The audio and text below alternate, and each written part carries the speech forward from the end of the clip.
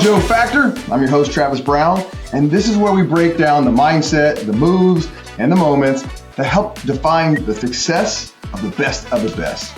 I'm talking to executive leaders, entrepreneurs, athletes, coaches, gurus who tap into the positive energy, attitude, excitement, enthusiasm. It's about living on purpose, with passion, doing successfully what they were born to do. That's what I call the Mojo.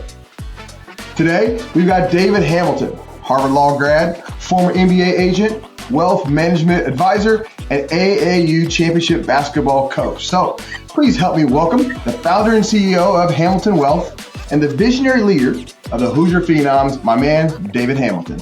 Hey, Travis, man, I appreciate you having me on. So I got to jump right in and start. One of the things that I looked at on your resume that always jumped out to me was this Harvard scenario, okay? So first question is like, what made you even think of like the audacity to dream about going to Harvard? Definitely. So I remember when I was in high school, I knew I wanted to be a sports agent. That was just my dream. I love basketball, as I'm sure we'll get into a little bit. And I just looked at the top sports agents across the country. And one thing that stood out to me was that a lot of them went to law school. So I was like, okay, I'm going to law school. And then I was like, I want to be the best sports agent. So like, what's the best law school that I could possibly go to and get the training that I would need to be the best sports agent? And Harvard was at the top of the list. So I remember in high school, I would tell everyone like, man, I'm going to Harvard. I'm going to Harvard for law school. And there were some people that would be like, man, that's a really hard school to get into. Do you want to like shoot your sights lower? And I was like, no, like that's where I want to go. And my mindset was just like, hey, everything that I am doing from that point forward would be to give me the best opportunity to go there. And fortunately, it worked out. And it was an amazing experience to just learn from some of the top minds in the country while I was there. You know, the other side of that is out from a lay perspective who has not been to Harvard. You talk about how difficult Harvard law is. First question, was it really that difficult? And how did you get through that? Yep. Here's the good part. When I started in my first year, the dean of the law school at the time was Alina Kagan. She's now on the Supreme Court. So, you know, a couple weeks in, she holds this big assembly and she says, hey, actually this year and moving forward for each year, we're going to make the grading system pass fail. So there was fail, there was pass, there was honors, there was high honors. So it really took a lot of the pressure off because we all knew that as long as we put in the work, we were going to pass, right? They were going to fail you. You were going to pass. So you really just got to immerse in like learning as opposed to like, I got to get an A or I got to get at least an A- to do X, Y, and Z. And I'm sure there were people who were like, I got to get all high honors, but it did take a lot of that pressure off. So from a material standpoint, you know, like learning the law is tough for sure. So you're putting in a lot of time, a lot of effort. But I felt like my focus was more on mastering the skills that I was being taught as opposed to chasing a certain grade. So that made the experience a lot more enjoyable for me. Now, as we jump around a little bit today, talking about obviously that background, but your firm, Hamilton Wealth, and kind of what you do there, some AAU basketball stuff that we're going to talk about. But let me take on that journey because kind of the idea was I want to be an NBA agent. So you did that. Talk a little about that experience, kind of the good and some of the challenges. Yeah. So I remember just like when I was growing up, I was playing basketball. And look, you can't tell on the podcast, but I'm not super tall, right? So I'm like, look, I'm 5'10" on a good day. And hopefully an NBA team would list me at 6 foot, but we know we're not quite there. So very early on, I knew like I wasn't going to the NBA, but I wanted to be around the game. So I wanted to be a sports agent. And really what helped me along that journey was that I helped coach my brother. He's 5 years younger than me. I helped coach his AAU team. So I was able to build a lot of great relationships with people around basketball, players who would, you know, be in college in a couple of years. So I was fortunate enough to get a position with a sports agency based out of Philadelphia.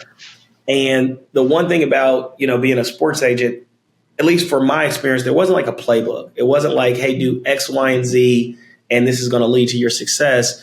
It was like, figure it out. And in that industry, it is about like, if you can get clients, like whoever can get clients, then that's the skill set that you need. So I was just like trying to figure out like, what do I need to do to get clients?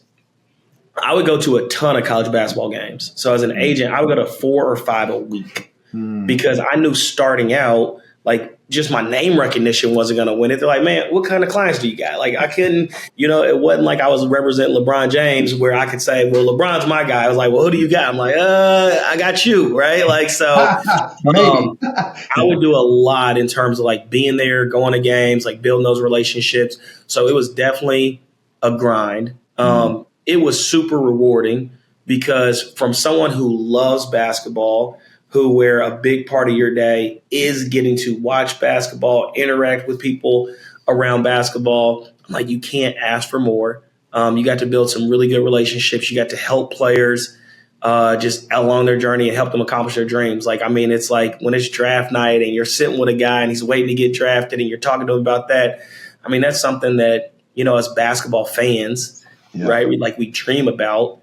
And I'd say, there's a lot of moving pieces in the agent world, right? So, let's just say if you're recruiting someone, you're not just dealing with them. You've got to be able to deal with a lot of personalities. So you got to be able to deal with their family and then their college coach and then their AAU coach and then their trainer and then their uncle and then like someone who just popped into the picture.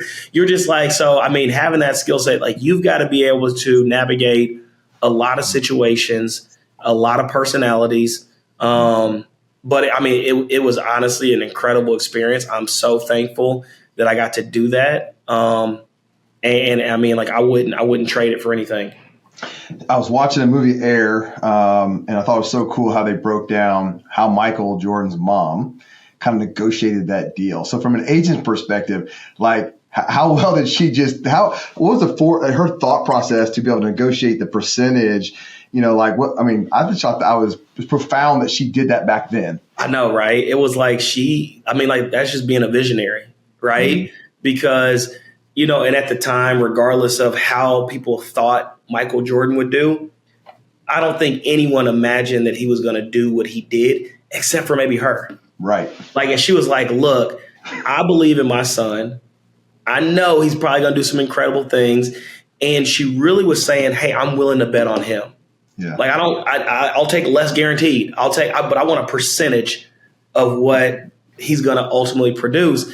And it was brilliant. She did a fantastic job. And I think we see it in the agent world where sometimes guys are like, man, I'm going to bet on myself. Like I'm going to bet on myself. I know that, hey, I could give up some guaranteed money for the promise of more on my next deal. And we've seen it happen in some situations. And as an agent, sometimes you're like, man, look, you got to take what's guaranteed because sometimes we've seen it come back to haunt people. Right. But, man, I look at it and I say in life, it's all about betting on yourself. Right. And I think, you get to be around a bunch of entrepreneurs and that's what we do. And she had that mindset and I loved it. So if there's an aspiring, agent, because I talked to a lot of kids in the sports arena, like, I want to be an agent. Right. There's the glamour of you have the number one pick in the draft or a lottery pick or something. I get that. But what would your advice be about their mindset to go be some type of agent? Yep. Number one, I would say, like you said, there's always that glamour, right? And that's kind of what attracts people to the career. But just understand there's a lot of hard work that goes into it. So any of those agents who are at the top of the game, they are working, right? It is not just like they had a dream, they had a wish. They were like, okay, how do I actually get there? I'm willing to put in a substantial amount of work in order to get to, the top of the game. Also, it's a relationship business, right? Where, a lot of things in life are, but especially with that. So as many relationships that you can build, the better, right? So if you're looking at it and you're a young kid and you want to be an agent, obviously it's like, man, let's make sure your academics are in order because those credentials will help you. But then also let's be around basketball. Let's be around basketball. Let's try to form some relationships with some people that are, around basketball. I would tell someone, I'd say are you involved in AAU basketball? Get involved with the best team that you possibly can. They might have a couple of guys that are going to, high level colleges. And it's not so much that person necessarily has to become your client. Yeah. But I was able to meet a lot of players because I had coached someone through and then they went to Purdue or they went to IU, and I would go up and visit them and I would get to hang with all of their teammates. And now all of those teammates are potential clients for you. Yeah. So being able to build those relationships, and I look at, and this is, for everything, but just being a great person, right? Like that goes a long way, because a lot of these athletes, they're looking for good people and they want someone they can trust, someone they can count on. And if you can establish yourself as that, where like first and foremost, you're always looking out for other people, like people start to notice that. And like those are the type of people want on their teams. So that would be, some of the advice that I would give. And you did that. I know that was, you're passionate about that and kind of still are. But you made a very important decision to transition into what is now Hamilton Wealth. And, thinking about that transition, talk to me about how did you make that tough decision, and how much being a husband and a father weighed into that decision. And then we'll kind of unpack a little bit about what Hamilton Wealth is doing. Yep. So as I mentioned, I was traveling like 4 or 5 days a week. So at the time that I made the transition, I had 2 kids. They were 5 and 3 at the time. And I was like, man, I don't want to be leaving the house every day at 5 p.m. because as they start getting in school, they're just now getting home from school. Weekends, Saturday and Sunday, those are big days for college basketball. So it's like, I don't want to be going on the weekends. And they were starting to get involved in sports. And like we were playing at like the local YMCA, right? And like there were some weekends, and thankfully the games never conflicted because they were so little that they could play in the morning and then I could get on the road and get to a game. So I didn't have to miss anything. But I was like, man, I never want to miss a game. I never want to say like, hey, Eli, I can't go to your game because I'm going to someone else's game. Like I wanted to be there for them. So that was a big reason. I was like, I got to figure out something where I'm not traveling as much. Another thing was, as players, continue on in their career, they get really close with their financial advisor. Like, oh, it's a second contract.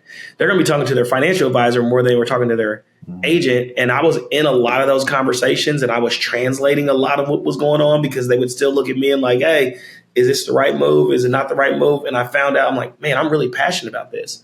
I'm passionate about helping people with their finances. I'm passionate about educating people around it. So once I started figuring out like, man, this could be something that I could see myself doing. And then I knew as a, wealth management advisor, I could still work with professional athletes, but then also I could work with other people as well. And I was like, man, that combination was very, very attractive because it allowed me to have a bigger impact on a bigger scale than what I was doing before. And let's dive in a little bit because, obviously you have the ability to work with professional athletes, but that's not how your business is really rooted and grounded. It's really working with more everyday individuals and business owners, executives, things like that. But when you talk about wealth management, first of all, some people are like, okay, I don't make enough, and I'm not, you can talk about who you work with, but I'm just curious to know, like, who's that target? And really, what is your focus of helping people ultimately manage and their money to a point where they can build wealth? Definitely. I always get the question, like, what's your minimum? Like, what's your minimum account size? What's your minimum income of someone that you would work with? And I tell people, I say, well, I have a character minimum. It's just a character minimum. Like, you got to be a certain type of person, right? Like, I want someone who is a good person. I want someone who cares about other people. I want someone who their future is important to them. I want someone that has big goals. They have big dreams and they're willing to do what it takes to get there. Like, I'm like, hey, if that is you, then I think it could be a really great fit. Right. And we help, a tremendous amount of people. We help a ton of business owners. We help a ton of physicians. We help a lot of attorneys, a lot of highly compensated executives. But my first layer is it's always that character minimum. Because I think like one of the best things about life is the people, right? Best thing about life is the people that you have a relationship with. And luckily, I'm fortunate enough where I get to choose my clients and they get to choose me. So I look at it more as a partnership. Like, we got to be on the same page. And I always tell people in the very first meeting, I say, hey, we're really evaluating if we want to partner in this journey. And we got to make sure it's a great fit for both of us. So we, really, like I said, if someone is serious about making sure that from a financial perspective, that they are making the best decisions possible, then we can help you with that. David, in America today, the wealth gap is very, very significant in a lot of different ways. Talk about a little bit about your philosophy of building wealth, and ultimately, how do we get there? Yeah. And I think the wealth gap, what came first was an education gap. Because, and luckily I get to meet with a tremendous amount of people, and I get to understand what they're doing and what they're looking to do. And a lot of times we just don't know what we could be doing or what we should be doing with our money. And it's really just an information and education gap. Because once our clients understand, what's possible and what are all the tools, then it helps them tremendously around that journey, right? Because a lot of times I look at it and I say, if we're looking at people of color, we make a good amount of money. We make a good amount of money. Sometimes we just don't have all the educational tools because it just isn't taught to us in school. It's not taught to us how to invest, how to save, how to mitigate taxes, any of that. It's kind of you're left to your own devices. And for some people, luckily, they either had parents who had financial advisors, or they were lucky enough to get tapped on the shoulder and they said, yep, I'm willing to have a conversation with a really good financial advisor. But for a lot of us, and myself included, before I opened up my firm, no one was educating me on what I could be doing. And sometimes we'll have a conversation with a client and their mind is just blown because they're oh, wait, I didn't know I could do that. Mm-hmm. I'm yeah, just because no one's talking about it, because money is such a taboo subject. When we think about it and you look at your 10 closest friends, you don't know how much they make. You don't know how much they have in the bank. You don't know what they're putting into their 401k. You don't know, because we don't ask. We're nope, don't talk about it. How can we get education? How can we get advice unless we start talking about it? And luckily, we have conversations with our clients and it's a one-on-one conversation. So they're a little bit more, or really a lot more open in terms of just talking about their finances. And that way we can offer some really great advice. They're I didn't know I could do it. It's well, because we haven't talked to anybody about it before, right? So I think it really starts with that education. So, as a wealth advisor and you're helping people make decisions to how they're going to retire and how do they get ahead and, how do they plan for education and weddings and, all those big things that are happening in all of our lives or are going to happen.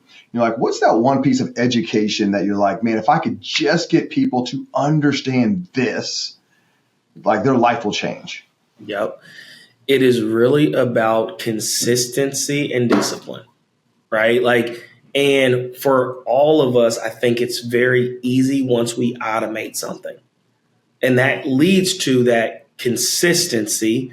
And then the discipline is not changing it, right? And really one of the biggest jobs that I have as an advisor is to be that accountability partner, to say no, we got to stay on track. We got to stay on track. We got to stay on track, right? A lot of times, when we hire a trainer at a gym, a lot of times we know what we need to do. Now, they're going to give you the best exercises, right? And they're going to tell you, oh, this is how much weight you should be doing on this day. But we kind of know. We're yeah, I probably should be running a mile every morning or whatever it might be, right? But then they're also that accountability partner where if you've got a really good trainer, if you've got a really good advisor, they're going to hit you up and say, hey, man, you need to be doing X, Y, and Z. Are we still on track? And they'll let you know that. But I think the consistency and the discipline. So we automate a lot of things for people because a lot of times the people that we're working with are extremely busy. And we're just all right, look, if we can carve out an hour right now to set forth a plan, if we can automate that plan where you don't really have to think about it, you can always check on it. You can always call me or you can use the app or you can log on online, but you don't have to think about it unless you want to. And we keep it on track. Because if you just if we all run the numbers, right? And it's if I put away X amount of dollars every single month, this is how much I would have in the future. And this is the craziest part, but I know a lot of us dream about being a millionaire. I'm if you're willing to put away really probably $500 per month, and if you're just willing to do it for a period of time, you will become a millionaire. You will 100% becoming a millionaire. I looked at it and when they looked at the occupations of like the top millionaires, right? Like what was the most common occupation? Now there's some that like, you're like, that makes sense. Like, oh, doctors, they're highly compensated, or attorneys, they're highly compensated. But then there's teachers. You're like, wait, teachers, they don't make the same amount as doctors or lawyers for the most part, right? But a lot of times they have systems in place where either they are forced to contribute to their retirement accounts or the school system contributes for them. And it's just that consistency of just continuing to put money away, where they end up becoming millionaires. And you're like, oh, like it was just a certain percentage of my paycheck that I was, in some cases, forced to save, but I was willing to save, that got me there. So I think those would be the tips that I would definitely have. I think that's great as people start to have to reconcile the fact that you have to be in control of your own destiny and get the education and then take the action to do it. But then having somebody like you in your world that's like, you don't have to do it alone. I'm gonna fill in all the gaps of the things that you don't actually know. I'm gonna help you on that path, which I think is amazing. All right, we're gonna play a little game called Would You Rather. It's something our family does around the dinner table. Braden threw an extra question in for you today. So it's Would you rather this or that? Here we go. Coffee or tea? Tea all day. Morning person, night owl? Night owl. Beach or mountains? Beach. Netflix, YouTube, cable TV? Netflix. Pizza or tacos? Pizza. Sneakers or dress shoes? Sneakers. Work from home or in the office? In the office. Summer or winter? Summer. Are you going to text or are you going to call? Text. City life, country life? City. Okay. These are Braden's two. This is Braden's question he always likes to ask at ours. Would you rather go to the moon or to the bottom of the ocean? Moon. And then this is the one he specifically threw in for you. Would you rather coach your 35s, 33s, 32s, or 31s? Oh, man. Now, look, Braden, you are really going to get me in trouble with someone, right? Like, there's no good answer. So my son plays on 2035. My other son plays on 2033. And my 31 teams, like, I feel like they're all my sons. Like, those are my babies. Like, I've had them since they were in second grade. Like, those are like, I look at those and I'm like, man, those are my babies. So, like, I can't say an answer because I think if I do that, I'm getting fired as a coach from two of the teams. So that was too tough. Well, I'm going to use that to transition. For those that don't know, so David is the co-founder, visionary around the Hoosier Phenoms, which is an AAU basketball program that requires coaches to have now a second job. I've learned that. Right. But Dave, I want to talk about this through the lens of leadership, mentorship, vision, because yes, it's there's your business life and your family life we'll talk about, but like this Hoosier Phenoms is really just that. It's phenomenal what you've been able to do. So talk a little about what is the Hoosier Phenoms and how did this all start? Yep. So it's an AAU program that my brother and I founded in 2020. And we grew up playing AAU basketball. Our dad was our coach. So we were like, we want to coach our sons in basketball. And that was like one of the big reasons why we started it. And I saw when my dad coached my team and my brother's team, it gave people who just love basketball a place to be together and grow some amazing relationships. But then also it gave some people who would have never really traveled outside of Indiana. I remember when we would go to tournaments, it'd be like their first time getting out of Indiana, their first time going to Florida, their first time going to where we were going. It was cool that they would get to go see different places across the country that they probably wouldn't be able to. And then ultimately it led to a lot of college scholarships for the people that I either played with or that I coached when I was coaching my brother's team. So it was like, man, they were able to get a college education completely paid for through basketball. So when we started it as a team. It was like, hey, we're going to have a team. And then it continued to grow where it's like, well, now it is a program. And now we've got 2nd through 7th grade. I coach way too many teams. My wife will tell you, I don't know why you keep on adding a team. And I think we're about to add a 1st grade team. And she's like, what's going on? And I'm promising her someone else is going to coach it. But we know how it is, right? When you're in it, you're in it. But man, and I look at it, and I know sometimes this is overused and a lot of people say it, but first and foremost, I look at it and I say I'm all about the kids. Like that's the only reason why we're doing it, because I believe that I can impact so many people through coaching, through basketball, where I can help tremendously, right? And if I can help them along that journey of taking them from right now to hopefully they play in high school basketball and college basketball and they can get a free education doing it, man, I'm like, life is all about how many lives you impact, right? Like life is all about that. And what's cool about the program, because now obviously I know I'm coaching your 2034s, and it's just been an amazing experience for me and my son. But the amount of success that you have is really abnormal, and not just like, hey, we won a couple tournaments, but like back to back to AAU World Champions, Bowl on the Beach, the biggest tournaments.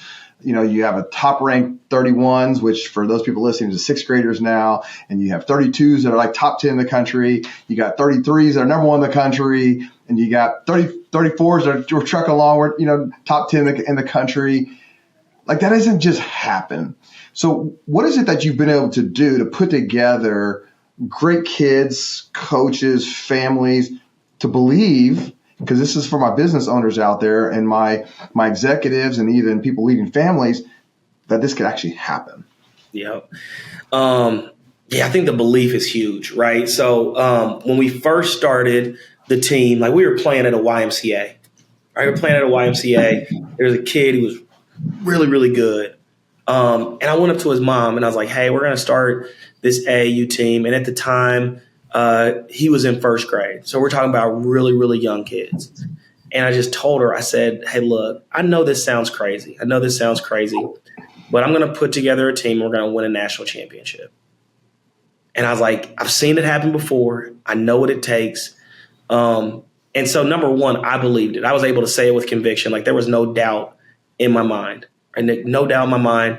And I think she was like, okay. And I think after time, she probably like, okay, maybe this dude isn't crazy. Maybe he just sees something. Because I think for a lot of us, like the first idea has to be just a little crazy. You're like, you're going to go do what? Yep.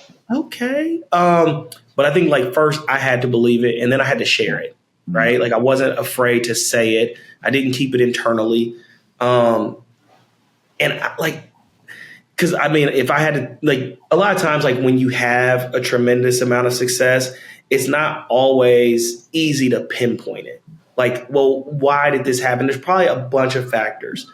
But I think the biggest thing that I did was, especially with the first group, I was always honest. I was always transparent.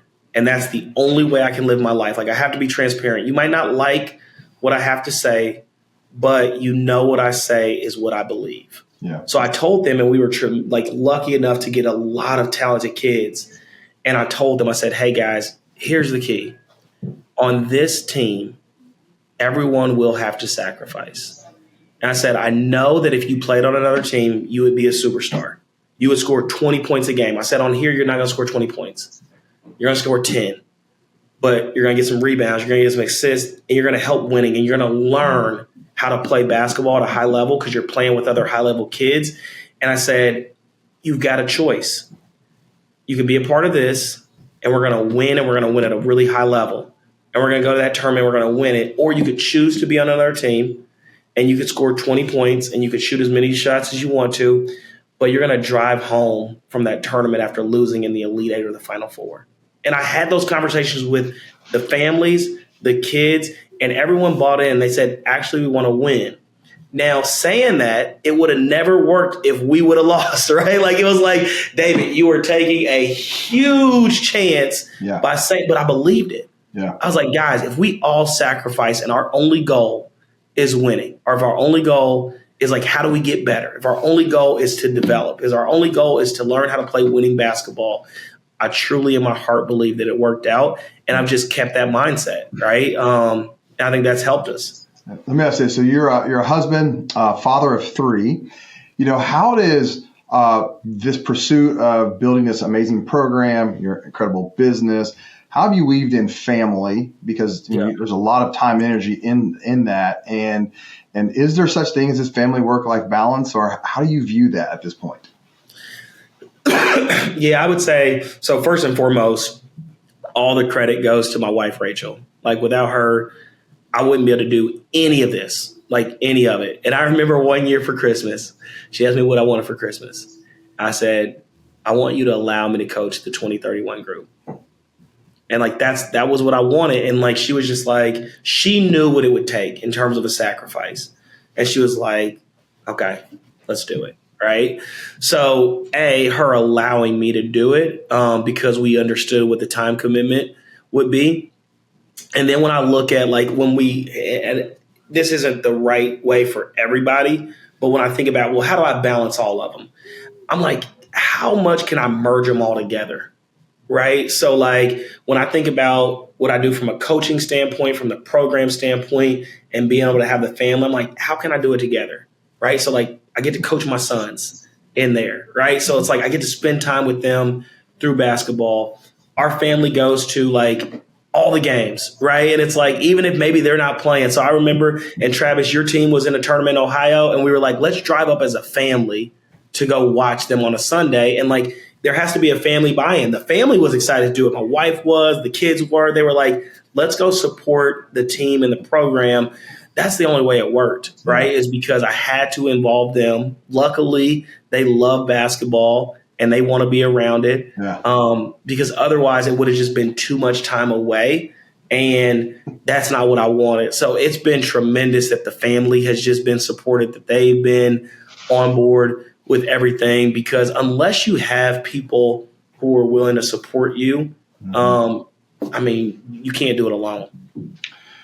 We're running out of time here, but I have a couple more important questions in your hot seat yet. So if your kids could only learn one thing from your career and your life and all the stuff that you're doing right now, like what would be the message you were trying to teach them from all the stuff that you've accomplished and being a successful, like what is that thing from a father perspective that you're trying to get them to understand? Yep. I would say know exactly what you want, set your goals extremely high, and go after it as hard as you possibly can. Right? Like I've always just believed that it's just like, whatever it is you want to do, like give it your all, because like, and I always knew from anything that I wanted to do, I knew if I just gave it my all, I could live with the result. Like I might not like love the result, like you come up short in a big game, but I'd be like, I did everything I could, right? Like I didn't want to leave anything on the table, and just instilling that mindset and that work ethic. Like if I could, just communicate that to them where they just kind of see, hopefully me living it every day, and they get that. I'm like, you guys are going to be extremely successful if it's something you want and you go after it every single day with everything you got, you're going to be happy with the result. I have one more question before I put you on the hot seat for our rapid fire segment. And that is, right now, the Hoosier Phenoms, you keep adding teams, are all boys. But you have a little girl. So is there a Hoosier Phenoms girl side of this in the near future? I hope so, right? Like I've been trying to convince her. I'm like, Olivia, like you going to play basketball? And she's like, no, I'm going to do gymnastics. So I think we might have to like develop something on the gymnastics side. But like, I would love to have a girls component of it. Like, and I think like if the program continues to grow, continues to expand, like it's just a matter of time. Yeah. Before we do that, because I love the women's game. We've had like a girl who's played with us, and like she's like incredible, and I'm like, tell some of your teammates, come on, so we'll see what happens in the future. All right, so here's this called Hot Seat. It's your favorites, just rapid. I'll ask you the question, you'll just rattle off what your favorite is. So, favorite place to vacation? They're all basketball related, right? So Florida, because we got nationals, we got balling on the beach down there. So Florida. Guilty pleasure snack. I love Reese's Sticks. A brand that you love. Let's go Nike. An all-time favorite shoe. Jordan 11s. I knew that one right there. I got 3 pairs of them, which is a little crazy, right? Professional or college sports team that's your squad? Wherever one of my players is playing at, right? Fair, right? I used to be a huge Kentucky fan when Calipari was there, but it's like whenever the first Phenom gets to college and plays, that will be my favorite team. That will be it, right? A TV show that you love to watch or love to binge? Favorite show? Let's go with Suits. Oh yeah, that's so cool. Go with actor or athlete, entertainer, or actor, actress that is just like your person. Jamie Foxx. I got a great Jamie Foxx story. Remind me to tell you that sometime. All right, are you a Mac or PC? Mac. iPhone or Android? iPhone. Gaming station you played as a kid? I was always on the Xbox. Xbox. A movie you love to watch over and over and over if it's on the TV? Let's go Inception. Okay. If you had a theme song, it would probably be? It would have to be a Kendrick song. So. Especially right now, on fire. Right. A book you recommend? Range. Okay. If you could switch lives with a famous person for just one day? One day. Man, I gotta be Victor Wembanyama. Like it would be crazy to just be doing all the stuff he could do. Like, I'm like, what? You know, like when you create a player on a basketball game and you make him he's a great player. Yeah. If you could have dinner with any one historical figure? Martin Luther King Jr. One thing on your bucket list you haven't done yet? Go to Hawaii. Any hidden talents? Nah, I'm only good at very few things. No, hold on. I used to, and I probably still could. I would know a lot of card tricks. Okay. Yep. Jordan or LeBron? It's close, but I'm gonna go MJ. That surprised me. Nike or Adidas? Nike. Most memorable AAU basketball championship experience? Probably last year, balling on the beach, and it's kind of like a bittersweet one, and it kind of leads into Braden's question. I was coaching my 2031 group in the championship while my 2033 group and my son was playing on an adjacent court. And right after we won the 2031, I got to go over and kind of watch / coach. I didn't do much coaching. I was just kind of the last 2 minutes of the 33. So then winning those back to back right there was super cool, especially with my son being a part of it. And I just hope your 34s are on the court right next to you again, doing it this year. Yeah, we already know that's what's going to happen.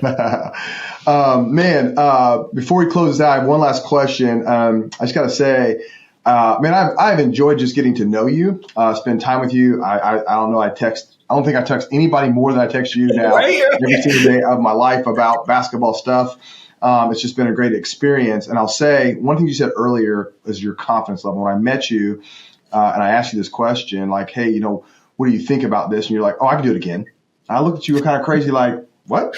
Oh, no, it's not that hard. I'm like, well, it can't be that easy. And you're like, well, it's not, but it's also not that hard.